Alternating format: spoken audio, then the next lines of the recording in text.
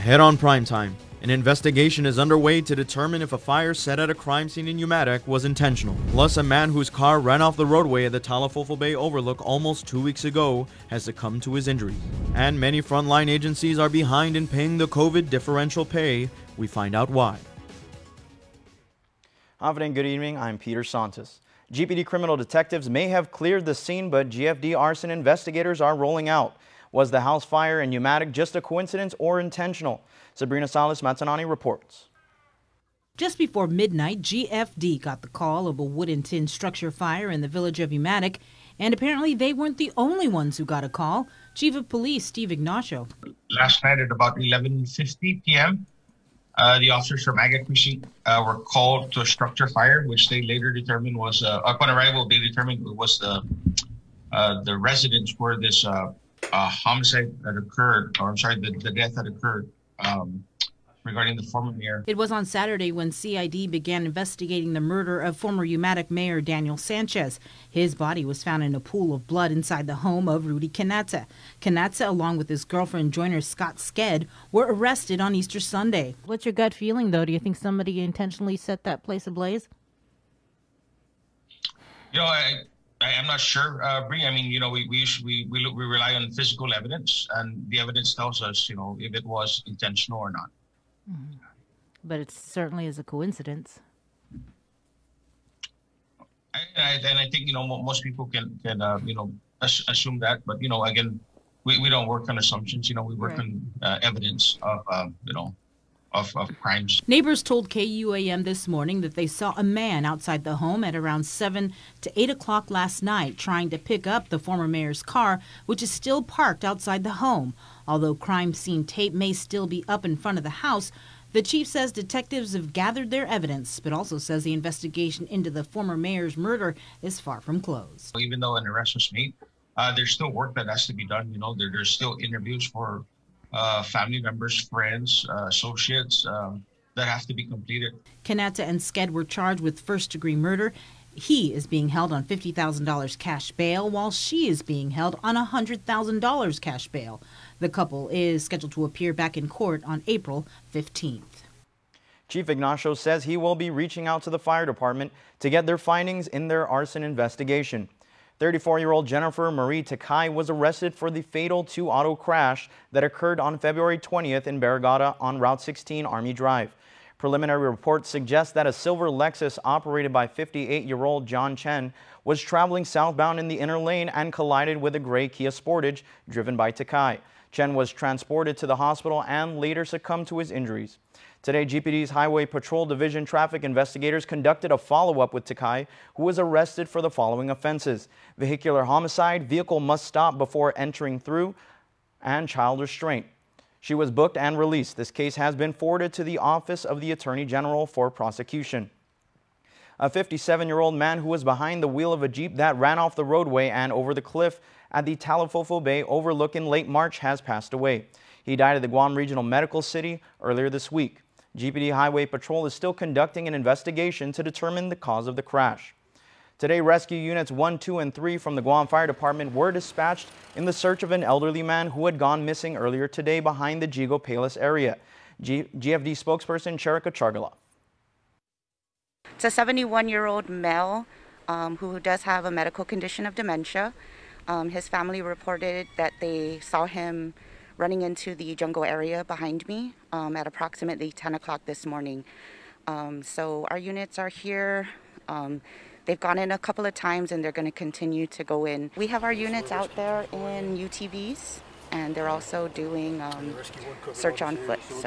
So real quick, for now, this is our targeted area until we get reason to move our search area to a different location. Right now, we're asking the public's assistance. We have given the media outlets pictures. He's a 71-year-old male, last seen wearing a white t-shirt, black shorts, and flip-flops. He goes by the name of Fernando Canles, and if you guys spot him, please contact the 911 center so that we can relocate our units to verify. According to Chargaloff, in addition to the 12 or so firemen working the rescue, a volunteer with a search and rescue dog, as well as the GDOE Mayor's office, has joined in the search, scouring the area. If you have any information, please contact the 911 center. The follow-up investigation into the Jerry Kitchen crash continues, but it seems it's taking an interesting turn with the involvement of the Attorney General's office. In February, a red Jeep with several individuals inside, including an off-duty police officer, plowed through the building. The driver was cited for imprudent driving. Chief of Police Steve Ignacio says he's been working with the AG's office, but could not give specifics.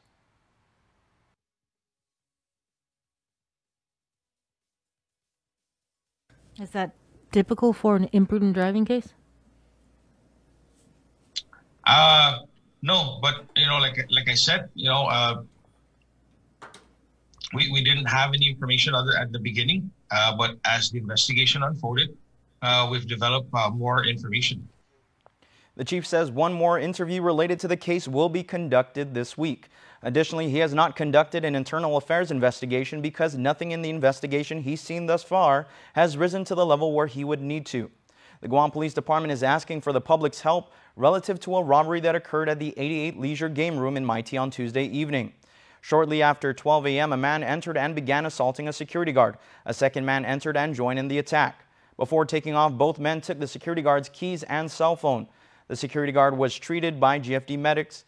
Video was captured of a vehicle used by the suspects, described as a white sedan with a black hood.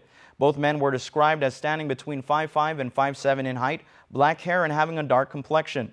The first suspect was wearing a black sweater and gray shorts, with the second wearing a gray shirt with black shorts. If you have any information, submit a tip at guam.crimestoppersweb.com. The female victim of a child pornography case who was allegedly raped by 3 men, including the man on trial, Vianney Jose, testified this afternoon as a government witness. Jose faces criminal sexual conduct charges for his alleged part in the sexual assault. The incident happened in November 2018 at a barbecue in Mangilao where all the minors were drinking. The victim, who was then 16 years old, testified that she never met Jose until that night, and that a co-defendant in the case told her to say that she was 18 years old. Assistant Attorney General Christine Tenorio had the victim read her police statement out loud. As I was standing and talking, I told Dwayne I felt dizzy because my vision was starting to get blurry. He was like, okay, slow down. So I went off the squad at the back of the house, and then I went back and sat down. And that's all I remembered. I believe that it was a short time that I drank because I was already dizzy. I was dropped home at 8 a.m. in the same vehicle, but I don't know who dropped me. The victim's last recollection was showering at the party. Further, she testified that she did not remember having sex with any of the men until she saw the viral video a month later. What do you remember about the video? I only watched a second of that video. When I saw my face, I stopped it. I didn't watch it. The defense argues the victim engaged in sexual activity and it was a consensual group sex. She testified that she initially did not want to report the assault, but her mother brought her to the police precinct. The other 3 defendants in the case have since pled guilty to their role in the criminal case. Jose's trial is ongoing. Guam Customs and Quarantine Director Ike Pareto pled guilty to harassment as a petty misdemeanor. According to his plea agreement in July of last year, he offensively tapped one of his female employees on the shoulder. He faced 60 days behind bars, but all was suspended. Pareto must pay a $250 fine plus all court costs and pay restitution. He is also allowed to remain the director, but must stay 500 feet away from the victim. Pareto was charged with assault as a misdemeanor, but it was dismissed. Adelup Communications Director Crystal Paco San Agustin declined to comment on the matter. On the front lines, but at the back of the line to get COVID differential pay, as the cycle continues for multiple frontline agencies that are backlogged with payouts. KUAM's Adriana Cotero reports.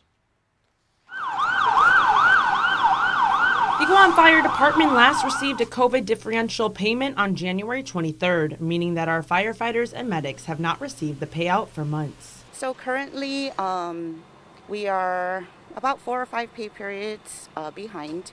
However, we are working with DOA to rectify the situation. It's to no fault of either side. It's just the process. According to GFD acting spokesperson Charika Chargaloff, the reason for this delay is funding issues. However, she says they are currently working with the Department of Administration to pay out from GFD's operational budgets. We're hoping that our members are understanding of the situation, and we've been assured by our management that it is in the process. And GFD is not the only agency experiencing a backlog, as according to Department of Corrections spokesperson Major Anton Uggan. They anticipate depositing nearly 4 pay periods of COVID pay by the end of this week. We weren't able to pay since November, but I believe once we pay this week, we'll be caught up till December. What's the average on that, Major? So if it hasn't been paid from November, is it going to be paid retroactively? Yeah. Like I said, we're getting caught up on all of that.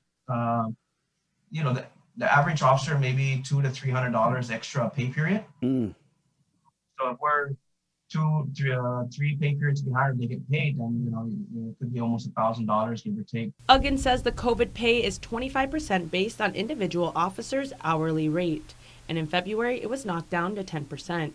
He explains the delay in DOC's payments. The process, it takes a long time. You know, just to key it in, the different process to account for it, because it's separate from your regular paycheck. So it requires a separate timesheet to calculate everything. Then it's got to be keyed into the system. And then there was, you know, identifying the funding, because, you know, we've been doing this since, I think, April of last year. Right. We've identified some of the funding. Again, it's the CARES Act money. Also working to pay their frontliners, the Guam Police Department is behind in both COVID differential pay and overtime pay, explains GPD Chief Steve Ignacio. As of last week, I was all the way up to January 30th. So that means I only have February and March to pay. My overtime, I believe, is up until February 16th. And we may have we may be processing something this week again. But we're not as backlogged as before. You know, we used to be 3 or 4 months, but I think we're only tracking about a month and a half for overtime, or a month, and then about 2 months for COVID pay. Is it? Like I explained before, it's just a very tedious, manual intensive. KUAM reached out to the Department of Public Health and Social Services for the status of their COVID pay. As of news time, we have yet to receive a response. Reporting for Guam's News Network, I'm Adriana Cotero. Public Health has updated its guidance to increase the number of spectators for outdoor, organized, and non-contact sports. Up to 50 spectators are now allowed. Previously, it was set to 25. Meanwhile, vaccination clinics continue at the UOG Calvo Fieldhouse on Friday, as well as the Asin Maina Mayor's office from 9 a.m. to 3 p.m. And free COVID testing will be held at the Micronesia Mall parking lot from 9 a.m. to 12 noon. As we move forward with the plans to reopen travel on May 1st, the Guam International Airport Authority is receiving flying colors for its health and safety practices. GIAA is the first U.S. airport in the Micronesian and Polynesian region to receive international health accreditation from the Airports Council International. The ACI is a global organization representing the world's airports. Its airport health accreditation program provides an independent review and assessment of new health and safety measures and procedures implemented as a result of the global pandemic. Local businesses are also getting recognition for their efforts. The Guam Visitors Bureau announced that 25 businesses have been approved for the Guam Safe Certification and World Travel and Tourism Council Safe Travel Stamp. The program's mission is to help rebuild confidence among the local community and visitors as travel restrictions ease and the tourism industry revives. Guam Safe Certification was developed by UOG and identifies establishments that have the highest compliance, care, and pride in following local government health and safety guidelines. United Airlines is ramping up service ahead of Guam's plan to reopen tourism on May 1st. The airline released its new schedule for flights to Tokyo Narita, Honolulu, Manila, Saipan, and Micronesia. United's Managing Director for Asia Pacific Airport Operations, Sam Shinohara, says it's paramount that tourism industry stakeholders work together to ensure that Guam is ready for visitors. We are monitoring the market closely to support efforts locally and can scale quickly to meet demand from Japan once restrictions are eased. He also applauded the recent opening of the international arrivals corridor at the airport. United will have daily flights to Narita and Honolulu. United also announced that travelers on the Narita flight will be able to connect to several key U.S. mainland cities, San Francisco, Los Angeles, and New York/Newark. Only a few rooms taken, but GovGuam is footing the bill for the entire thing. Here's more on the Dusit Beach Resort quarantine facility and the Bayview Hotel isolation facility and how much they've cost us so far. While the island has seen fewer positive COVID cases than 2020 and we inch towards 50% of the island being vaccinated, both the mandatory quarantine facility and the isolation facility have yet to make the move to downsize despite their low occupancy. From October of last year to March 6, 2021, the government of Guam has spent a little over $14.2 million for the mandatory quarantine facility at the Dusit Beach Resort, with an unpaid balance of a little over $9.3 million. For the isolation facility located at the Bayview Hotel, over $4.3 million has been spent with an unpaid balance of over $800,000. Public Health PIO Janela Carrera says they're still working out the details on how they plan to bring both the quarantine and the isolation facility together under one roof. That is still being worked on, and at this time, the patients are still being isolated at the Bayview. According to Carrera, the most they move patients in the Bayview isolation facility is up a few floors due to a nuisance of pests. But Dr. Ho Wen of the Physicians Advisory Group says with every day GovGuam doesn't check out. It's a huge cost for the island to only use for 1 to 2 rooms. You have to pay for it. So they need to consolidate that somehow because it's a huge cost, and that money probably can go to do something else for our community. That's a lot of waste of money. So they really need to change that really quick. According to Dr. Wen, if the island can meet its path to have fully vaccinated individuals and those with negative PCR tests might not need to be quarantined on arrival. But even at that, I would think that maybe there may be some instances where we might still need a quarantine facility for those who may not meet the requirements of being able to quarantine or bypass quarantine. According to Guam Homeland Security PIO Jenna Bloss, the contracts for both the quarantine facility and the isolation facility are set to expire in September of this year, but can be terminated as needed. Adding, quote, based on the number of people in the facilities, it was determined that there will be a consolidation of the quarantine and isolation facilities, which will go through a formal solicitation process. Stick around for more news here on Primetime. You're watching KUAM. While we've all been through a lot over the years, typhoons, earthquakes, and now COVID-19, we've been able to get through these together. For more than 80 years. Travelers Insurance has been protecting your homes, your businesses, and the health of your family. We are here today and we'll be here tomorrow. There are better days ahead. Tomorrow's a new day filled with hope and choices. The possibilities of what we can achieve together are limitless. Let's continue to work together to ensure a brighter tomorrow for all of us.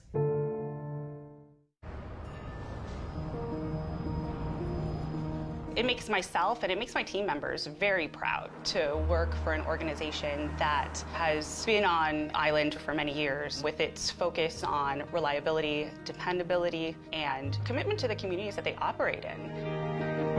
Matson's a great corporate citizen to the community. We all benefit from any sort of environmental commitment we make. One of the ways that we do that is with our Adahi Utano program. There's action behind it, and so action breeds commitment. With the Kaimana Hila coming to Guam, this brings a new age and modernization to the island. It's exciting for me because it's a brand new ship and we can carry more freight into the islands.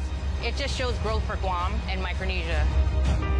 Matson would be nothing without its customers, and we hope to continue to serve you for decades to come.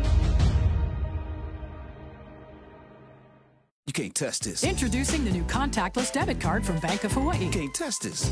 For a safer and faster way to pay. You can't test this. Just tap, pay, and be on your way. It's that easy. And we're the only local bank that will be mailing a new contactless card to every debit card holder.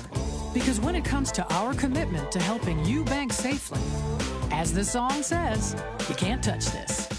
Bank of Hawaii, welcome to tomorrow. You can't test this. KUAM News, winner of the 2020 Regional Edward R. Murrow Award for Excellence in Social Media. Welcome back. The governor said to send her a tax relief bill to help small business, and she will sign it. So senators held a public hearing on a bill by Appropriations Chairman Joe San Agustin to make permanent what was supposed to be a temporary rollback of the BPT. Nestor Lecanto reports. In addition to permanizing the 3% BPT rollback, Senator San Agustin's bill would also increase the exempted revenue level from $100,000 to $250,000 and expand eligibility to companies that gross up to $500,000 a year. Claire Delgado of the Women's Chamber of Commerce says that would cover about 90% of all local businesses. While the GWCC fully supports this BPT tax reduction to 3% for businesses that gross between $250,000 and $500,000, we urge this committee to ensure that the reduction in taxes paid to the government that would result if this bill is passed into law will not adversely affect government services. The Budget Bureau has not determined the specific hit to government coffers, but San Agustin says the rollback's been in place for 2 years now with little impact. It didn't do it last year, and it didn't do it the year before. So what shortfall are we talking about by helping small business? Nothing. And the GWCC's Delgado believes any reduction can be offset by increased business activity and by new startups attracted by the more favorable tax climate. If you have more businesses, contributing to the business privilege tax, I think that would be a better situation than not having enough businesses out there and contributing with a higher tax rate. Meanwhile, San Agustin is still waiting on confirmation from the Treasury Department that the rollback, which was initiated pre-pandemic, won't impact federal pandemic assistance. Under President Biden's American Rescue Plan, local governments cannot use funds to offset revenue losses from tax relief. For Guam's News Network, I'm Nestor Lecanto. FY 2020 marks the 8th consecutive year the largest government agency, the Guam Department of Education, has received a clean audit for both their financial statements and their compliance for major federal programs. The public auditors did identify 2 deficiencies, however. GDOE Superintendent John Fernandez says they will be working to address them. We do have a couple of deficiencies that we will be working to address. One of them was in the fixed assets area, impacted by COVID-19. So I think that'll be something that will be easy to address. And then the other one was, basically an accounting issue in terms of a reconciliation of federal funding coming in at the end of the year. Overall, the agency received no material weaknesses and no question costs. He allegedly admitted to sexually assaulting a teen on more than one occasion.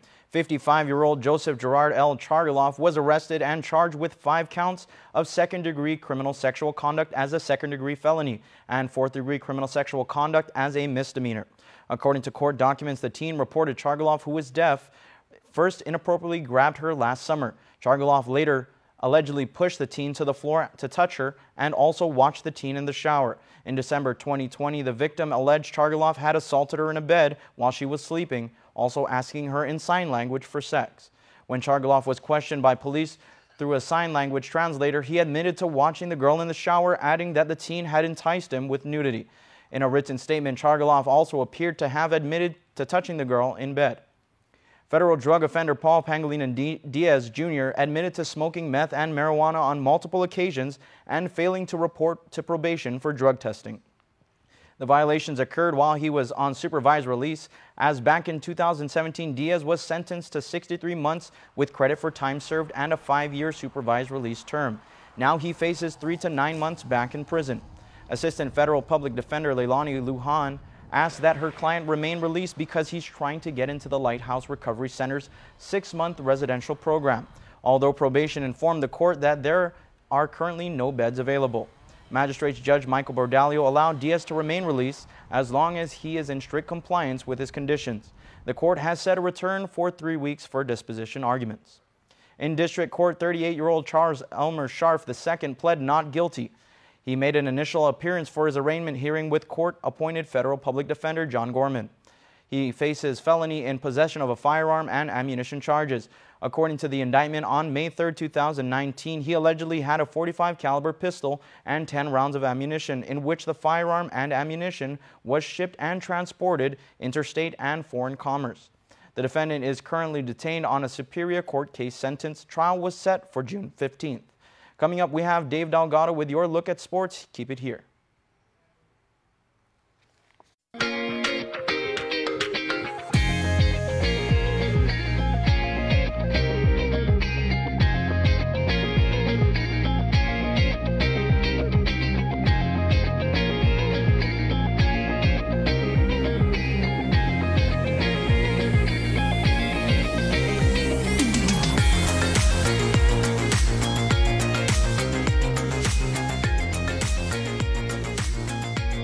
Your community calendar is brought to you by Taco Bell. Whether it's your first meal or your fourth meal, we've got you covered. Taco Bell, live Más. Good news, friends. My triple bonus jack combo is back. The triple meat and cheese you need, the secret sauce you love, plus curly fries and a drink. It's a pretty legit combo, and it's just $5.99, only at Jack in the Box. Half a day. Hi. That will be $20, please. I forgot my Mobile Smiles Driver's Rewards card. No worries. You can now use your registered mobile number to earn points. Can I use my mobile number to redeem rewards? Sure. Just show us your photo ID or driver's license. That's easy.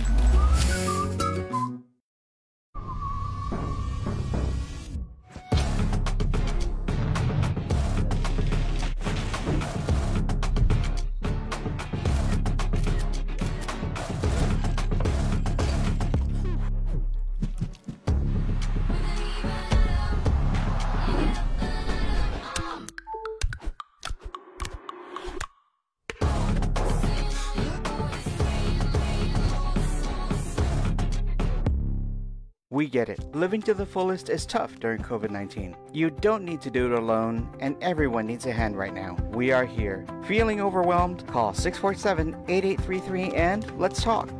Mangagihem is a project of Guam Behavioral Health and Wellness Center.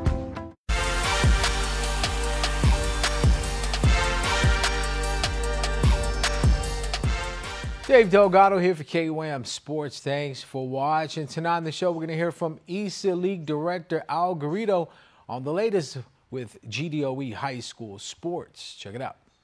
The kids are very satisfied that they've got a season in, especially our seniors. I really liked how we modified our senior nights. I saw a couple of senior nights going on where they held it outdoors, not inside the gym, where they presented all the accolades to all the seniors, and that's continued to go on. And I'm really happy with that we were able to provide that for the kids. We had hundreds of kids participating in indoor boys and girls volleyball. They had a full season. They played each other twice. We're able to get into a playoff bracket as well. Softball went very well too. Congratulations to our first champs this year is the Academy Cougars. I heard that was an amazing softball game. I didn't get a chance to watch it. But yeah, overall, I think everything went well. I have to give my hats off to MSOA also, who played a big role in making sure that the protocols were followed, and they did their role as well. And then, of course, our athletic directors and coaches, who were the protectors, the frontline defenders of our athletes, with no incidents of any positive among our athletes. That was really good. We were very surprised. A whole season with no incidences at all, and that's we can't ask for more than that. Also wanted to touch up on the public health guidelines. Saw a new release out talking about outdoor activities with athletes able to have one parent attend games. Can you just talk about what that does for outdoor sports and the possibility of indoor sports too? Well, for the outdoor sports, it's been the same. I don't think they've changed it. It's still they just put a max of 50 people there, which we never went over with softball, and we're probably not going to go over with baseball anyway. So it's one spectator they're allowing for outdoor sports. I just verified that this morning with DPHSS. And they're also saying that it's still status quo for indoor sports, which means there's no spectators yet. But we've put our guidelines together. ESA is really trying to get our spectators there. We're hoping that DPHSS can allow maybe two guests per athlete. as soon as possible, especially with the numbers being low and so forth, and our coaches and ADs and our school staff, our government staff, really following all the guidelines and putting all that in place. We're hoping that would be considered, but of course we do want to follow the directions, so we're waiting on that. And let's talk about transitioning into the second block of sports. Which sports are we looking forward to, and how are things going there? Well, I'm really glad that we're doing this, because I did want to let everyone know that we did get approval from the superintendent to hire our paddling, basketball, and soccer coaches to start practices. Where we're hoping again that games will start, but there's no reason why we shouldn't hold practices if practices are allowed. So currently, practice for soccer, basketball, and paddling are allowed. The guidelines just state that it should be non-contact practices. So yeah, we can do a lot with a non-contact practice. For basketball, you can do a lot of full court drills, layups, and so forth without having to contact anybody. For soccer, a lot of dribbling, a lot of hustling and all that without having to contact anyone. And of course, with paddling, they're already in the boats. They're already allowed to have that same amount of athletes. I think the only thing we're looking at is it's set for recreational activities for paddling.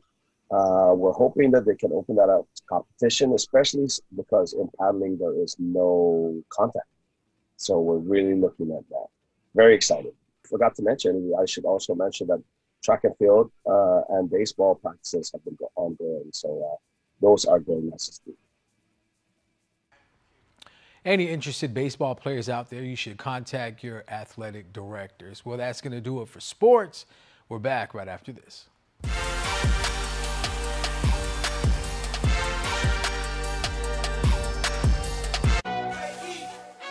And there you have it, McDonald's new crispy chicken sandwich. From the makers of the world's most stolen fries. The juicy chicken sandwich from the place that offers extra napkins for a reason. The tender chicken sandwich from the creators of a sandwich phenomenon. So you won't just be biting into a chicken sandwich, you'll be biting into McDonald's new crispy, juicy, tender chicken sandwich. Ba-da-ba-ba-ba. Guam's auto appearance specialist, Elegant Reflections, has been providing the automotive industry with professional detailing and car care products at its highest quality, from complete detailing, full interior detailing, exterior detailing, headlamp restoration, hand washing, seat and carpet shampoo, engine degreasing, undercarriage cleaning, paint sealant, fabric protection, paint oxidation removal, and so much more. Visit us at our new location. Call 646-5555 for an appointment. Elegant Reflections, Guam's auto appearance specialist, over 20 years of experience. Whether you use your truck for work or play, you can count on Ram Trucks. Built to deliver today and built to deliver for many years to come. Here at Cars Plus, it is Ram Truck Month, where you can get the best deal on a new Ram 1500 starting at a new low price of $31,995. You can call us at 477-7807 or visit our website at carsplusguam.com to schedule your test drive today. And before we close out the news tonight, our latest round of birthday shout-outs from the Cold Stone Creamery Birthday Club. Happy birthday on Thursday, April 8th to Joseph Ramos. Happy birthday to you and hope you have a great day. Your shout-out is coming from your loving wife Irene and the entire family. Happy birthday number 2 to Jasara Angel Time and Glow. Happy birthday to you and we wish you lots of love and happiness. We love you always, say Mommy, Daddy, Justice, Janisha, Gina, and J. Rose, and your entire family as well. And happy birthday to Ronnie Santos, to our Ron Star. We love you, Bula, Ronnie. So hope everybody had a happy birthday, especially Joseph, Jasara, and Ronnie. We hope each of you have wonderful days and wonderful birthdays. Remember, you can be a part of the Cold Stone Creamery Birthday Club by registering online at KUAM.com. Please make sure to include with your photo your name and your birthday. That's going to do it for us here on Primetime. Thanks for watching. Good night and be safe.